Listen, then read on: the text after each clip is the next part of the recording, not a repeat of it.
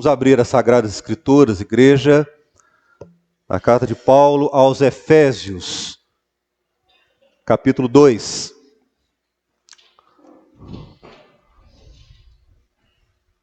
Efésios, capítulo 2, a partir do versículo 11. Aqueles que encontraram, eu convido a estarem de pé nessa hora.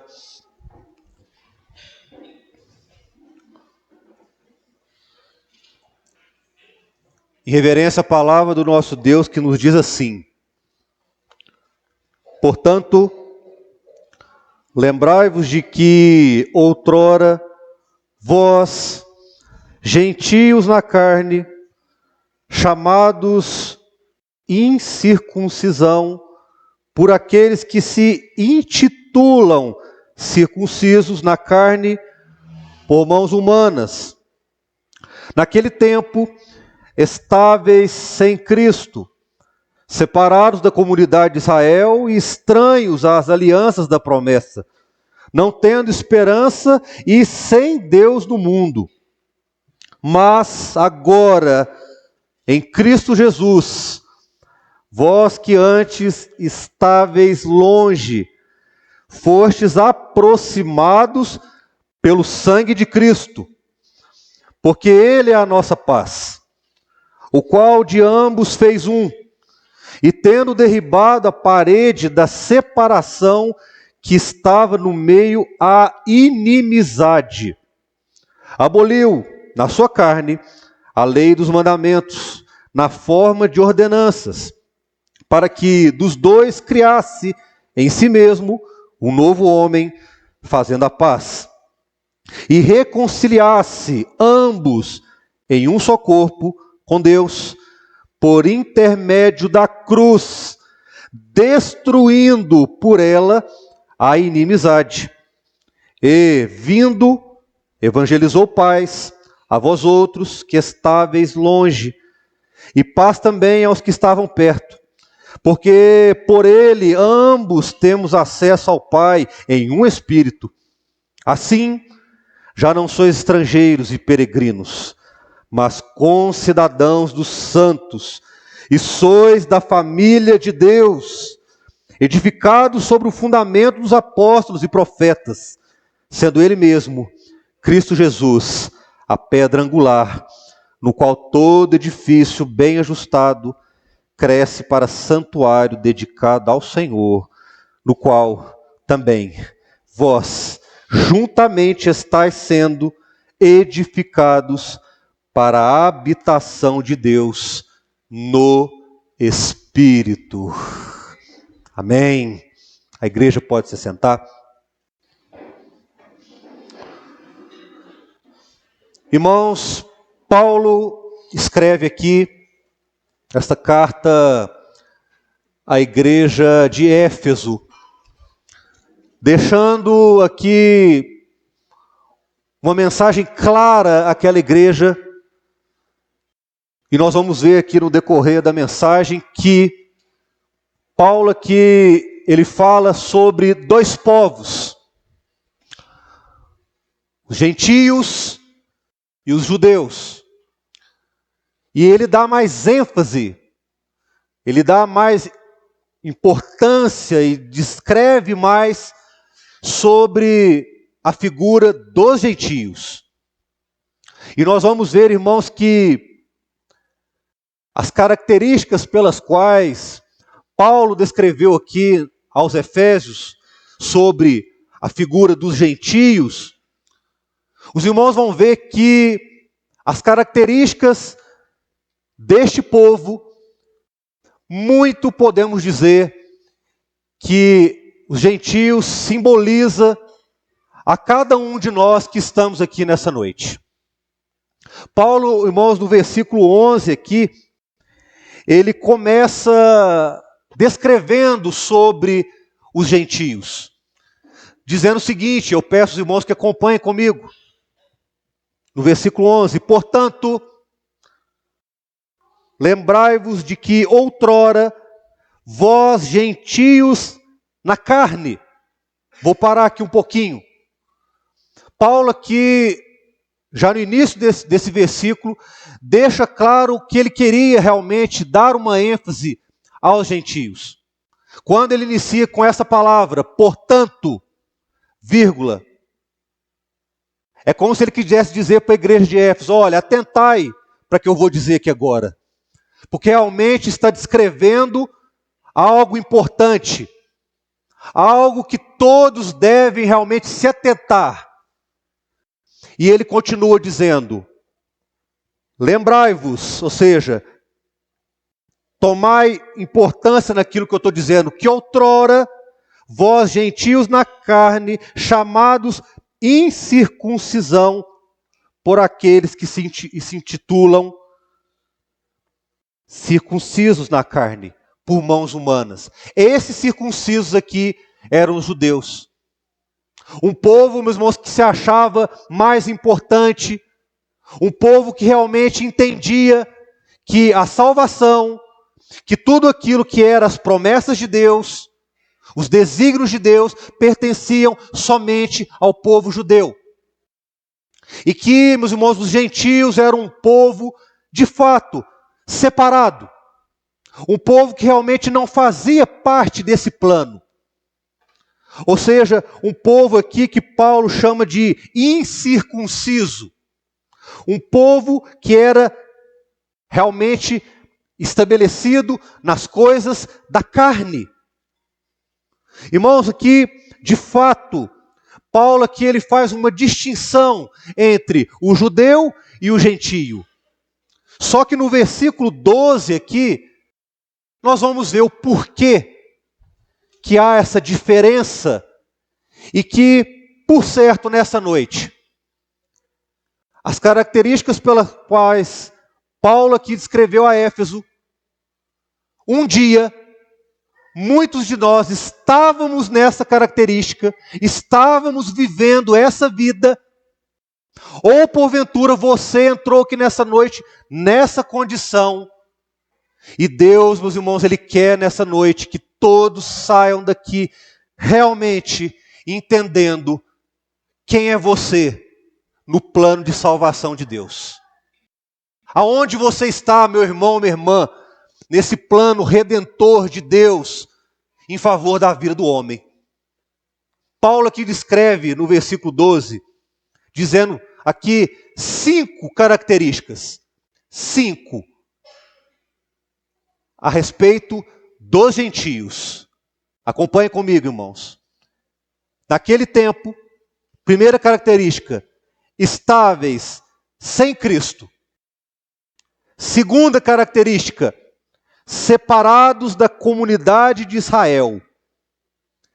Terceira característica aqui, estranhos à aliança, às alianças da promessa. Quarta, não tendo esperança. E quinto, sem Deus no mundo. Os irmãos, Paulo aqui está descrevendo uma pessoa, um homem, uma mulher, pela qual não tem e não reconhece a figura gloriosa de Cristo Jesus. Um homem, uma mulher que realmente está sem Deus. Um homem e uma mulher que não tem um rumo, não realmente reconhece a figura redentora e salvadora que há em Cristo Jesus. Essa palavra nessa noite ela é oportuna, irmãos, porque como os irmãos estão vendo, a mesa está posta.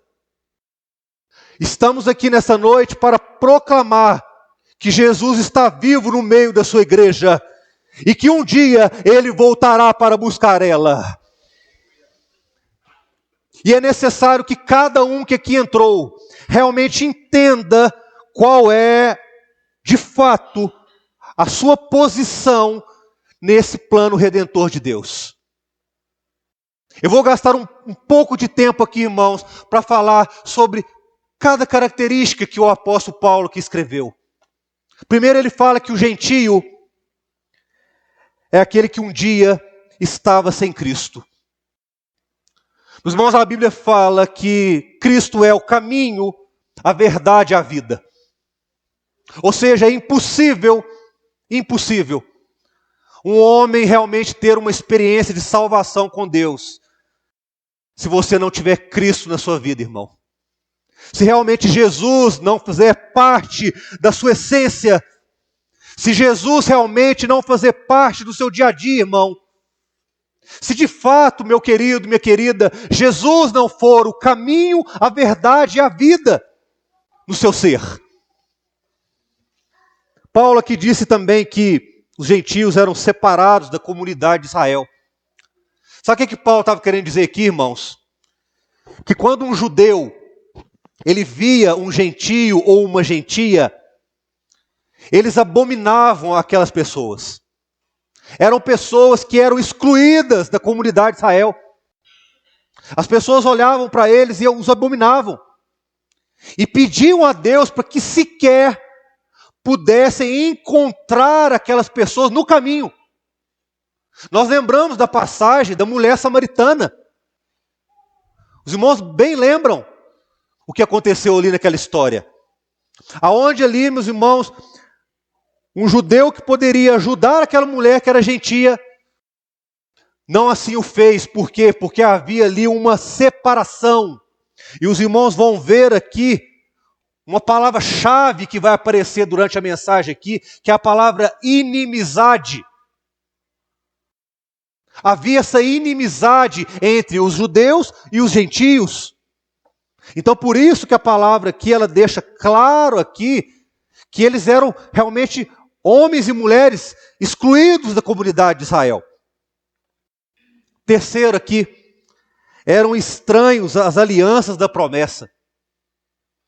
Todas as promessas que Deus fez ali, desde Adão, caminhando para Noé, Abraão, os gentios realmente estavam fora desse plano. Não havia realmente um plano para a vida dessas pessoas. Quarta, eles não tinham esperança. A palavra fala aqui, não tendo esperança. Sabe o que é isso, irmãos? Os gentios, eles não tinham esperança de ter uma vida eterna com Cristo Jesus. Eles achavam e criam que a vida deles terminava em uma morte terrena. Terminavam num caixão. Que a vida realmente se passaria no momento que eles estivessem vivos. E que não teriam uma vida eterna com Deus, ou seja, não tinham esperança. Há muitos nessa hora também, irmãos, que não têm tido esperança. Há muitos realmente que têm vivido uma vida por viver. Uma vida que realmente não tem tido o sentido e a importância e realmente a prioridade que há em Cristo Jesus. Como eu disse, irmão, nós estamos num culto solene hoje. Hoje é um culto solene, sabe por quê? Porque o Rei dos Reis está presente aqui nessa noite para cear conosco. E o servo em Cristo Jesus, ele tem esperança em Cristo. A Bíblia é clara, meus irmãos, que quando Cristo está em nós, há esperança da glória. Um servo em Cristo, ele tem esperança. Ele confia em Deus. Ele valoriza a ceia como uma ordenança de Deus. Os gentios não tinham isso. Não entendiam isso. E por isso Paulo deixou clara essa característica aqui. E quinta e última. Os gentios não tinham Deus. Aqui a palavra fala Deus no mundo. Sabe o que é isso? O dia a dia deles, a vida deles, a rotina dos gentios, tudo aquilo que eles viviam, realmente Deus não estava presente.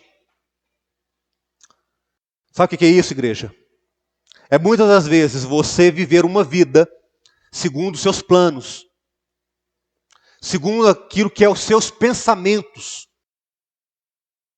Deus não está presente.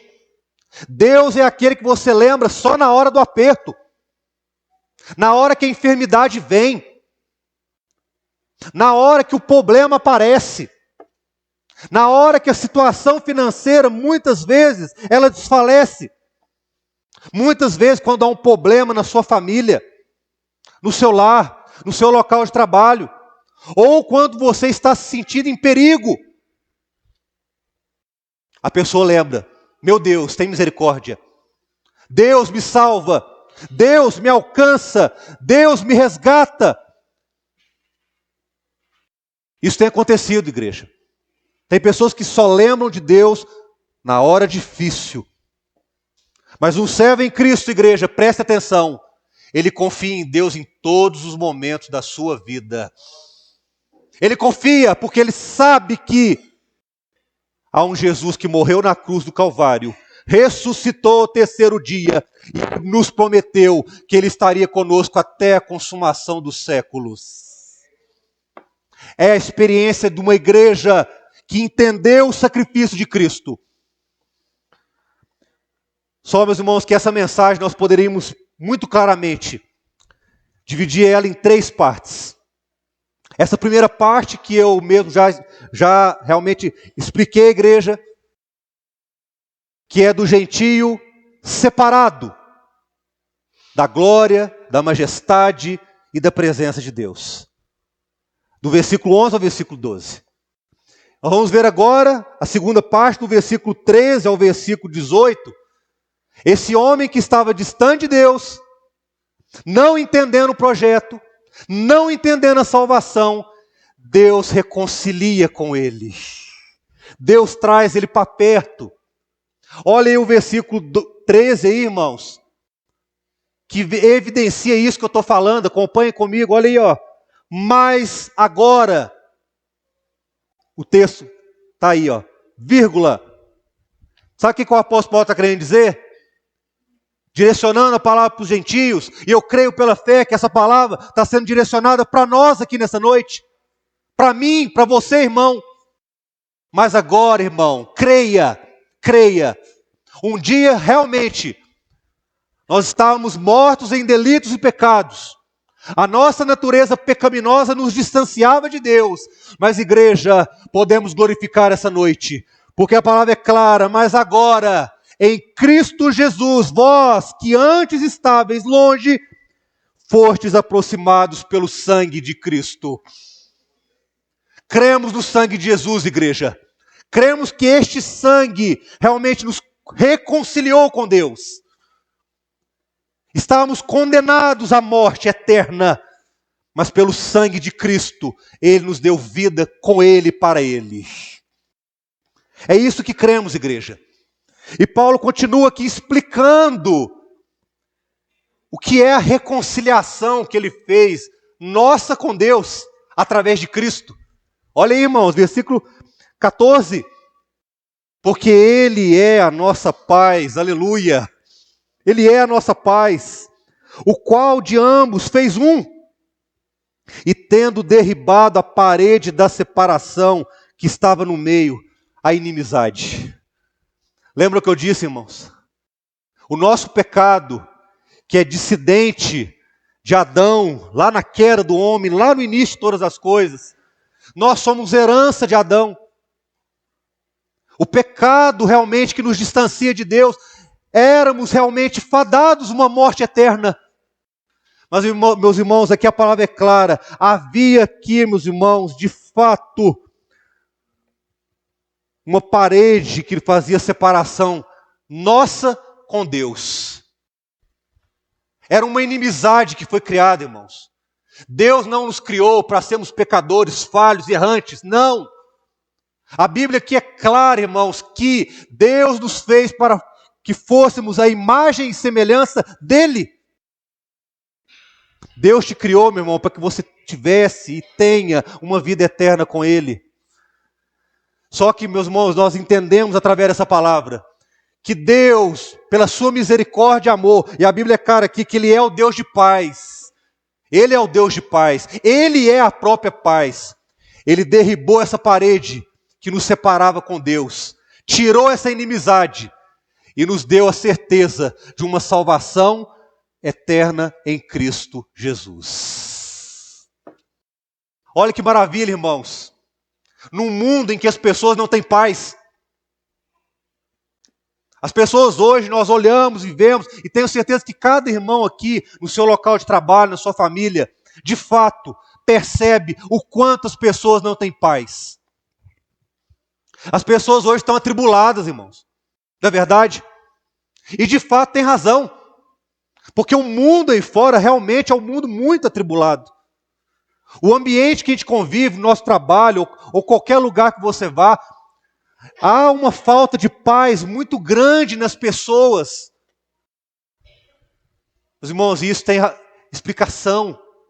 São vidas que muitas vezes Deus não está realmente sendo a prioridade na vida delas. A figura de Jesus Cristo não é realmente o princípio dessa pessoa. O Espírito Santo realmente não está governando e realmente trazendo paz nesse coração. Por isso que as pessoas estão assim, irmãos, sem paz. Mas nessa noite podemos agradecer, porque o Deus de paz nos alcançou. Ele nos amou primeiro, igreja. Paulo está dizendo aqui que Ele tirou a barreira, a parede que nos fazia ter inimizade com Deus e pegou na nossa mão. Eu quero dizer para você, irmão, pegou na sua mão e te reconciliou com Cristo Jesus, para que você pudesse valorizar, irmão, para que nessa noite, quando nós formos cear aqui, você possa, como a palavra diz, realmente cear e fazer a memória do sacrifício de Cristo, fazer a memória daquilo que Ele fez por você, irmão. Se Cristo não tivesse morrido na cruz, eu e você não estaríamos aqui. E eu digo mais, nós éramos para ter morrido naquela amarga cruz. Cada um de vocês, irmão, eu. Porque o preço que era para ser pago, nós deveríamos pagar. Mas por amor a nós, igreja, Ele falou, não, eles não vão morrer. Deus falou, Deus ordenou, quem vai morrer é meu filho. Foi uma morte substitutiva, irmãos. Ele tirou nós, colocou Cristo, para que pudéssemos ter a segurança da salvação que há nele. Entenda isso, irmão. Saia daqui dessa noite com o coração grato, de entender que Cristo morreu por sua vida. Ele te amou primeiro. O Deus de paz te amou primeiro, irmão.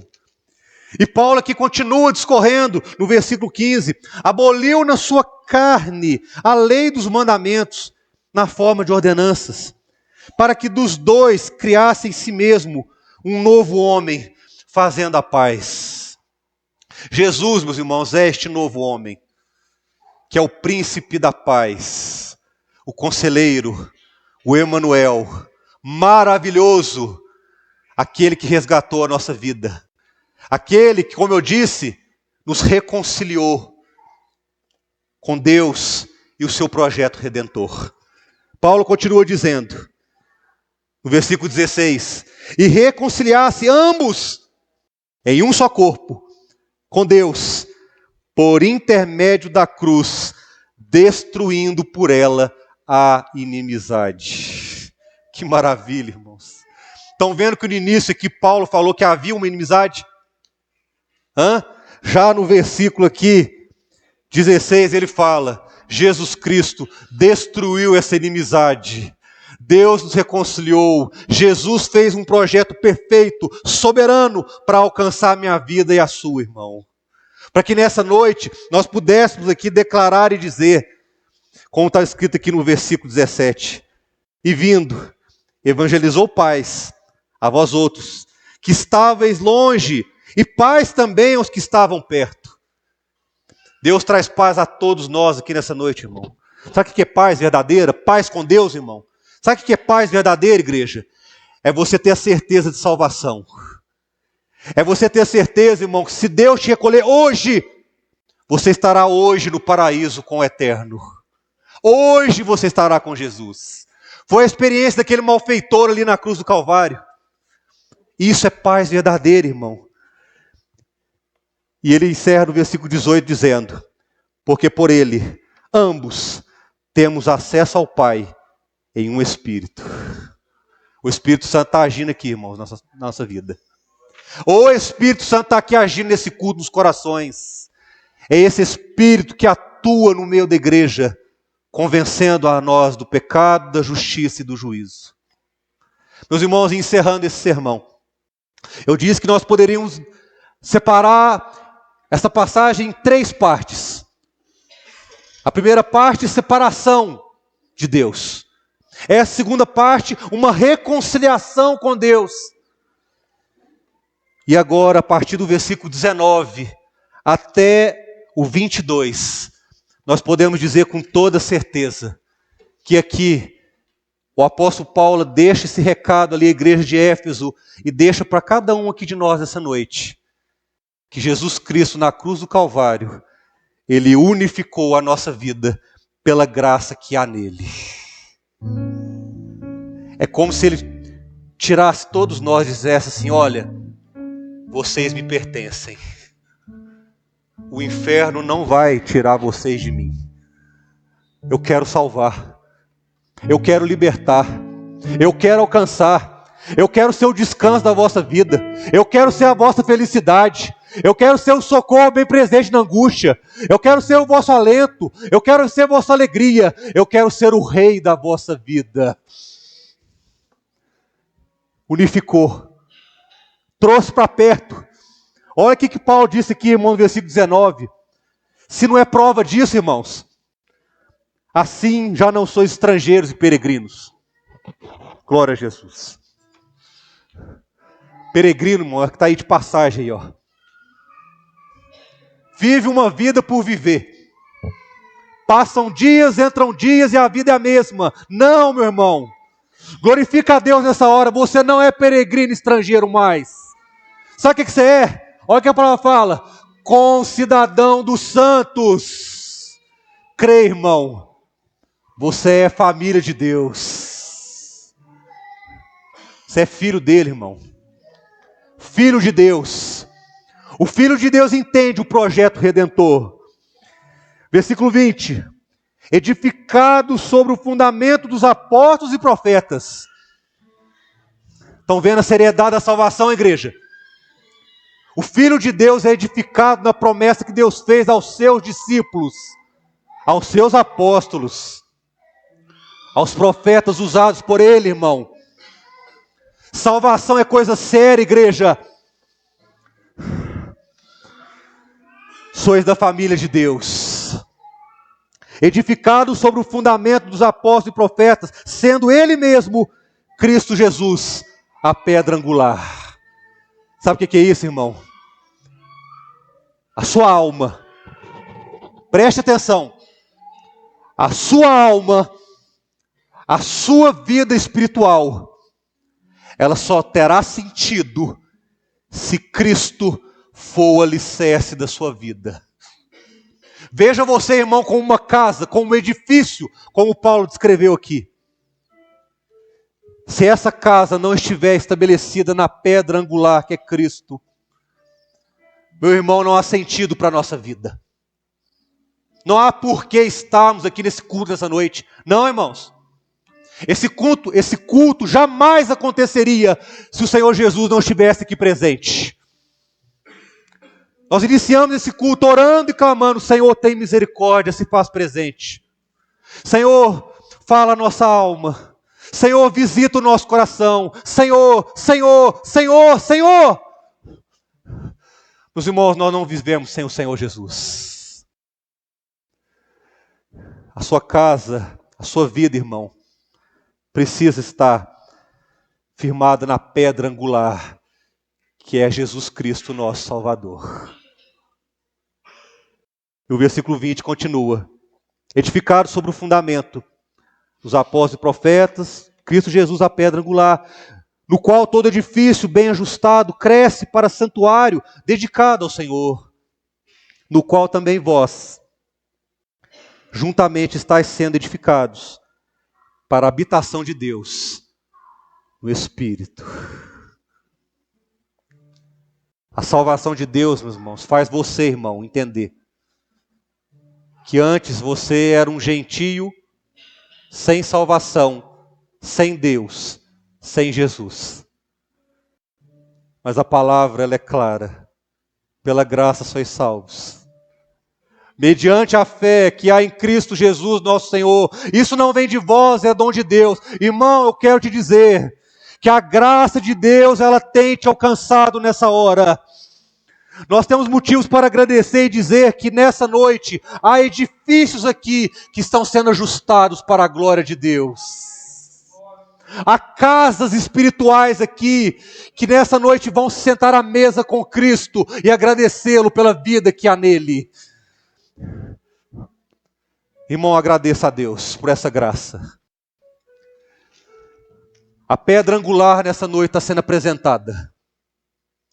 Se até hoje, meu irmão, o edifício, a sua casa espiritual, ela não está edificada em Cristo, Deus está dando uma oportunidade hoje, meu irmão, de você recomeçar, de você sair daqui salvo em Cristo Jesus. Pedra angular, edifício bem ajustado, que cresce, dedicado ao Senhor. Querido, viva uma vida para a glória de Deus.